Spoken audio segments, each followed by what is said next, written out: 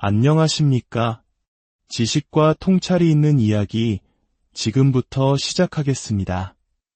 오늘 우리가 나눌 이야기는 고향이라는 단어의 무게에 대한 이야기입니다. 수십 년간 이국 땅에서 땀 흘리며 그리워했던 땅. 마침내 돌아온 그곳이 과연 꿈에 그리던 따뜻한 안식처였을까요?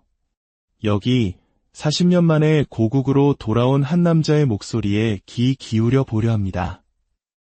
이 이야기가 우리 사회에 의미 있는 울림을 줄 수 있도록 잠시 시간을 내어 구독과 좋아요를 눌러주시면 저희에게 큰 힘이 됩니다.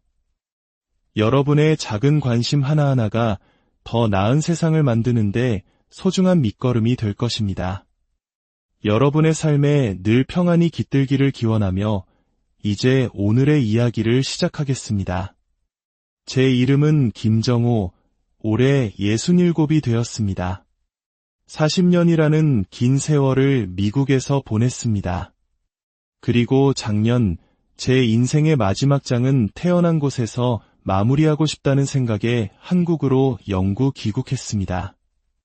하지만 지금 저는 이 마음속의 응어리를 누군가에게 털어놓지 않으면 정말 미쳐버릴 것만 같습니다. 어제 아침이었습니다. 국민건강보험공단에서 보낸 우편물 한 통이 도착했습니다. 2달 전 설레는 마음으로 신청했던 건강보험 가입 신청서에 대한 회신이었죠. 봉투를 뜯는 손이 미세하게 떨렸습니다. 그러나 결과는 한마디로 거절이었습니다. 사유는 해외 장기 거주로 인한 가입 자격 미충족. 그 순간 머릿속이 하얘지면서 어이가 없다는 생각밖에 들지 않았습니다. 40년간 미국에서 누구보다 성실하게 일했고 세금도 꼬박꼬박 냈습니다.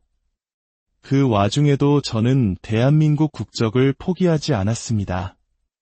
언젠가는 돌아갈 내 나라라는 자부심을 잃지 않았습니다.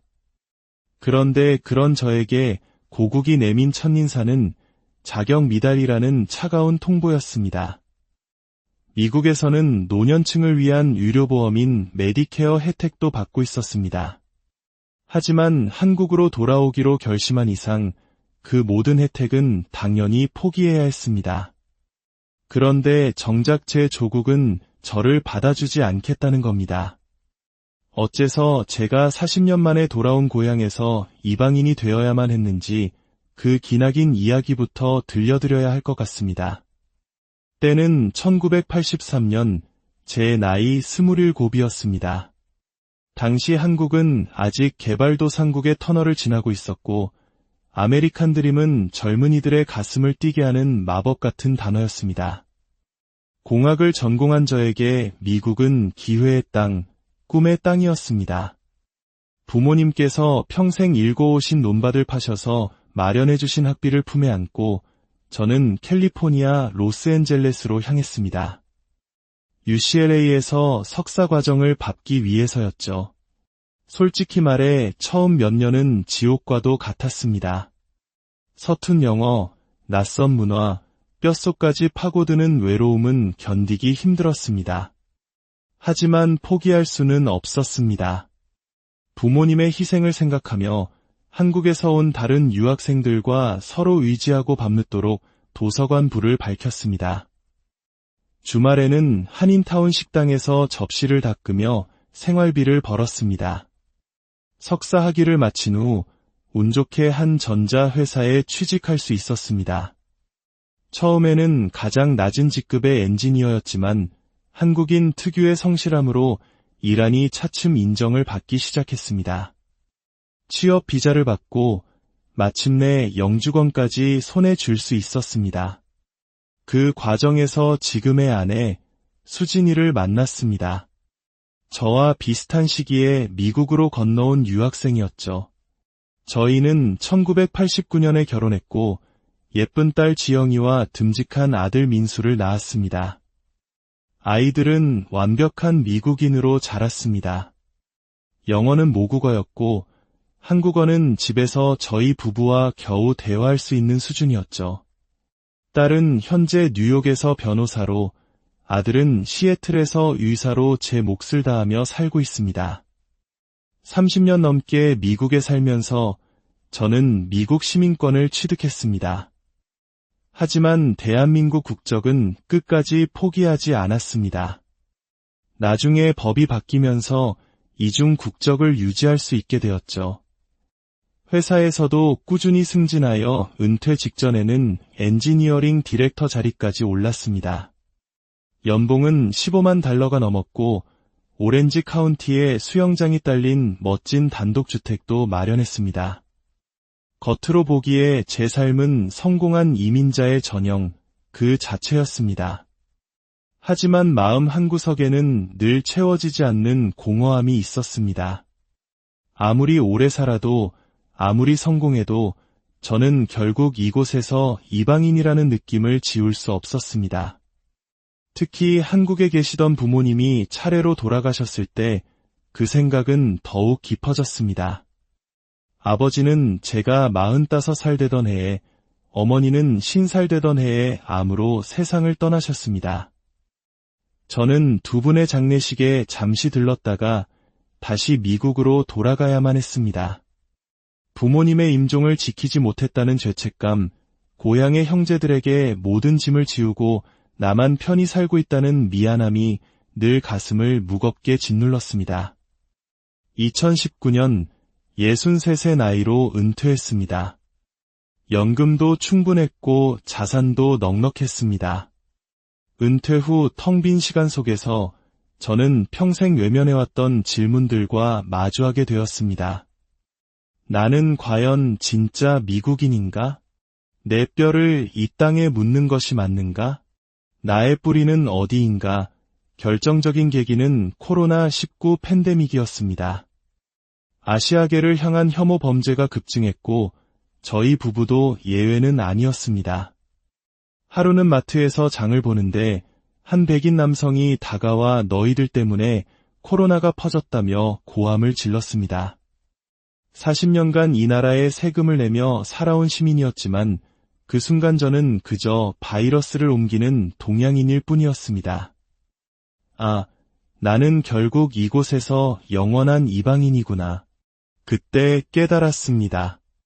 아내와 진지하게 이야기를 나누었습니다. 아내도 저와 같은 마음이었습니다. 고향으로 돌아가고 싶어요. 물론 쉬운 결정은 아니었습니다. 자식들과 친구들, 40년간 쌓아온 모든 기반이 미국에 있었습니다. 하지만 저희는 결심했습니다. 남은 인생은 내 나라, 내 땅에서 보내자고. 귀국을 준비하는데 2년이 걸렸습니다. 집을 팔고 자산을 정리하고 한국에서 살 집을 알아보는 모든 과정이 낯설고 복잡했습니다.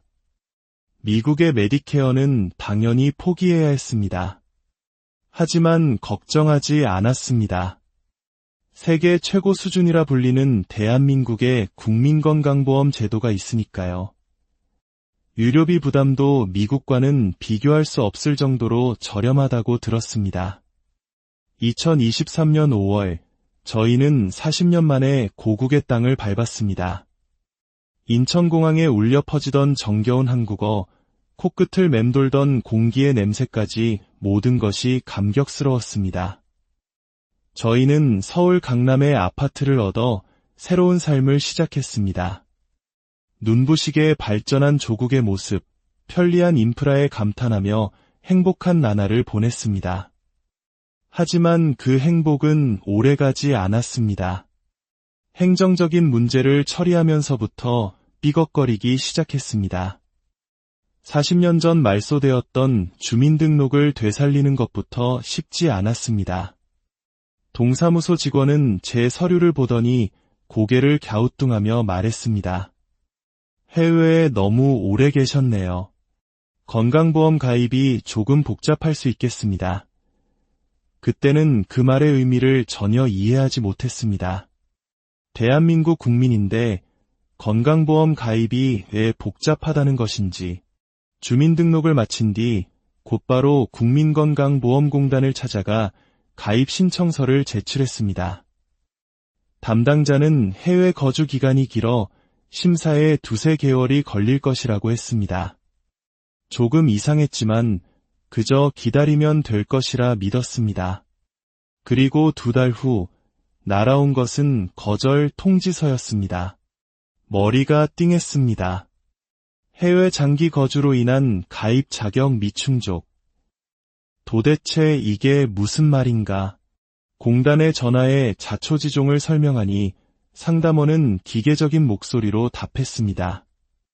해외 거주 기간이 3년을 초과하면 특별 심사를 거치는데 저처럼 40년이나 되는 경우는 가입이 어렵다는 것이었습니다. 그럼 저는 어떻게 해야 합니까? 대한민국 국민인데 유료보험 없이 어떻게 살라는 말입니까? 상담원은 미안하다는 말만 반복했습니다. 다음 날 저는 공단 사무소를 직접 찾아가 책임자와 면담을 요청했습니다. 저는 대한민국 국적을 가졌고 주민등록도 되어 있는 명백한 한국 국민입니다. 그런데 왜 건강보험에 가입할 수 없습니까? 담당자의 설명은 이랬습니다. 국민건강보험법상 해외에 장기 거주하며 한국에 소득이나 재산이 없어 보험료를 납부한 이력이 없는 사람은 곧바로 가입 자격을 부여하기 어렵다는 것이었습니다. 일종의 무임승차를 막기 위한 규정이라는 설명이었습니다. 하지만 저는 미국에서 성실히 세금을 냈고 한국 국적도 유지했습니다. 그리고 이제 한국에 돌아와 살고 있습니다. 네, 선생님의 사정은 이해합니다. 하지만 법적으로는 40년간 한국의 건강보험 시스템에 기여하지 않으셨기 때문에 유예 기간이 필요합니다. 앞으로 6개월 이상 한국에 거주하시면서 소득 활동을 증명하시면 그때 다시 신청하실 수 있습니다. 6개월이라니, 그 6개월 동안 제가 갑자기 아프기라도 하면 어쩌란 말입니까? 돌아온 대답은 더 기가 막혔습니다. 민간실손보험에 가입하시거나 병원비를 전액 본인이 부담하셔야 합니다. 40년 만에 돌아온 고국이 저를 벼랑 끝으로 내모는 기분이었습니다. 집에 돌아와 아내에게 이 사실을 털어놓자 아내의 얼굴은 하얗게 질렸습니다. 저희는 둘 다 언제 어떤 병이 생길지 모르는 나이입니다. 유료보험 없이는 하루하루가 불안의 연속일 수밖에 없었습니다. 인터넷을 검색해보니 저와 비슷한 처지에 놓인 해외 동포들이 생각보다 많았습니다. 어떤 분은 3년째 가입을 기다리고 있었고 어떤 분은 갑자기 큰 병이 생겨 수천만 원의 병원비를 고스란히 감당해야 했다는 사연도 있었습니다. 기가 막혔습니다. 이것이 과연 선진국 대한민국의 민낯이란 말인가? 그날 밤 아내와 밤새 이야기를 나누었습니다. 차라리 다시 미국으로 돌아갈까? 하지만 이미 모든 것을 정리하고 온 터라 돌아갈 수도 없는 진퇴양난의 상황이었습니다. 저는 포기하지 않았습니다. 변호사를 찾아가 행정소송 가능성을 물었지만 법적으로 공단의 결정을 뒤집기는 어렵다는 비관적인 답변만 돌아왔습니다. 결국 저희는 울며 겨자 먹기로 민간실손보험에 가입했습니다. 제 나이가 많아 보험료는 상상 이상이었습니다.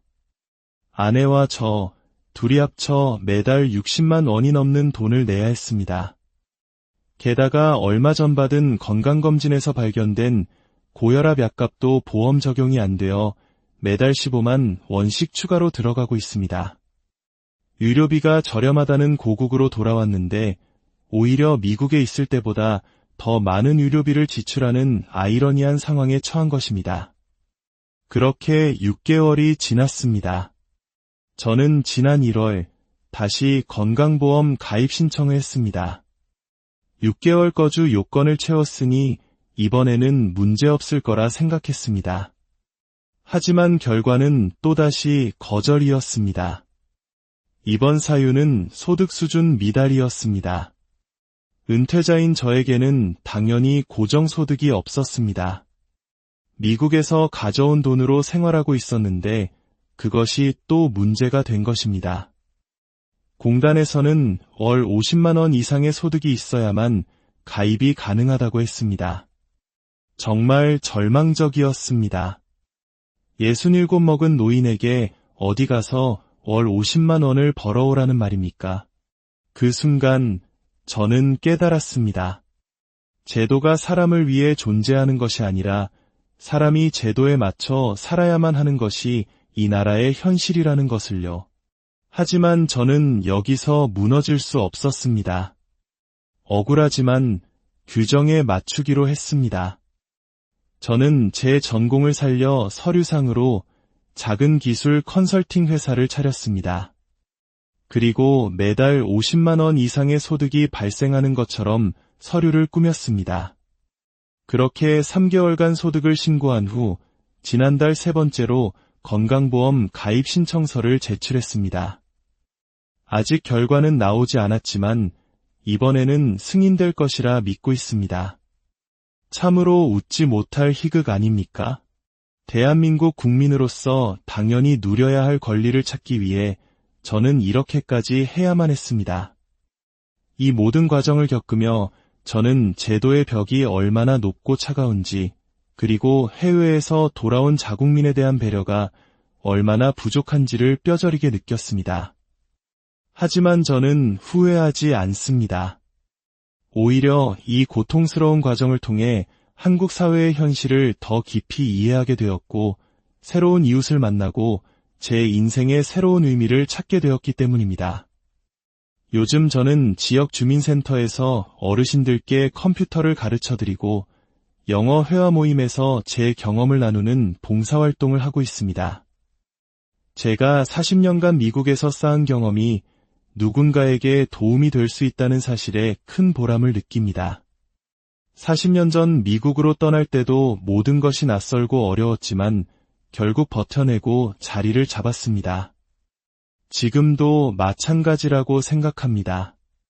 40년 만에 돌아온 고향에서 저는 다시 한번 새로운 뿌리를 내리기 위해 노력하고 있습니다. 이 땅에서 살아갈 권리를 당당히 주장하고 있습니다. 40년의 해외 생활은 제 정체성을 없애지 못했습니다. 오히려 저를 더 성숙하고 강한 한국인으로 만들어 주었습니다. 바라건대 앞으로 우리 사회가 저와 같이 해외 경험을 가진 사람들을 배척하는 것이 아니라 그들의 경험을 자산으로 여기고 따뜻하게 포용하는 열린 사회가 되기를 소망합니다. 제가 겪은 이 부조리한 경험이 단순히 한 개인의 불운으로 끝나지 않고 불합리한 제도를 개선하는 작은 계기가 되기를 바랍니다. 그리하여 미래의 후배들은 저보다 더 쉽게 고향으로 돌아와 더 따뜻한 환영을 받을 수 있기를 진심으로 기도합니다. 긴 이야기 끝까지 들어